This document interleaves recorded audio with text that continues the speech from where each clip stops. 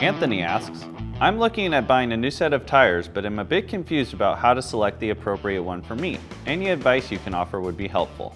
Great question, Anthony. Because I don't know what type of riding you'll be doing, I'll just give you a general overview of how you should go about picking your road tires. First and foremost, you'll want to decide on the thread count or TPI you want in your tire. TPI refers to threads per inch, and typically the lower the TPI, the more durable and long-lasting the tire will be. However, with that durability, you get less traction and a rougher ride. Most racers run tires that are anywhere between 160 and 320 TPI because it provides a more supple feel and better traction.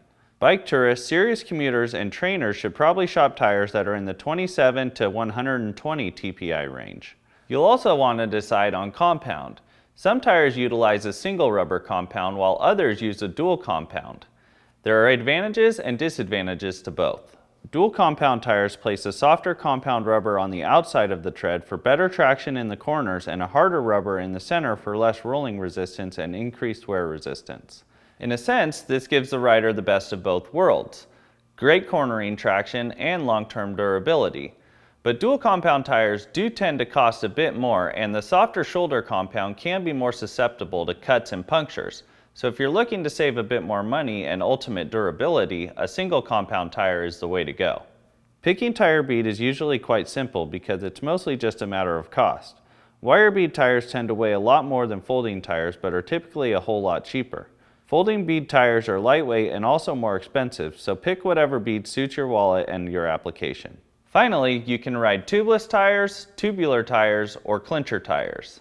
Tubeless clincher tires like Schwalbe's 1 allow you to run your tires at lower pressures for better traction and help to prevent pinch flats while riding. Small punctures are sealed with sealant when added to the tire during installation.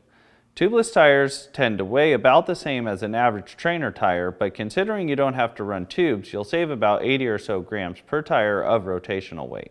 If tubeless isn't for you, then you can look into a regular clincher tire. Clinchers are the workhorse of tires and the go-to for most applications. The advantage of a clincher is that should you get a flat, you'll be able to remove the tire and change out that flat tube. Clincher tires also tend to be cheaper than tubeless and tubular tires, but are still available with high-performance compounds and a high TPI count.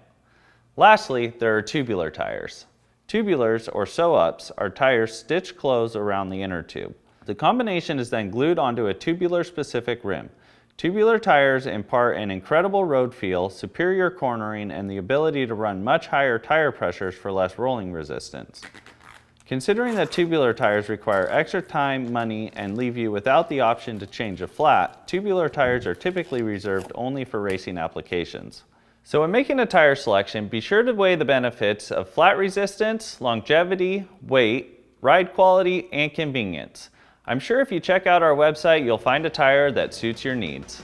If you want your question asked on Ask a Mechanic, presented by Cyclery, send your inquiry to webletters@competitorgroup.com.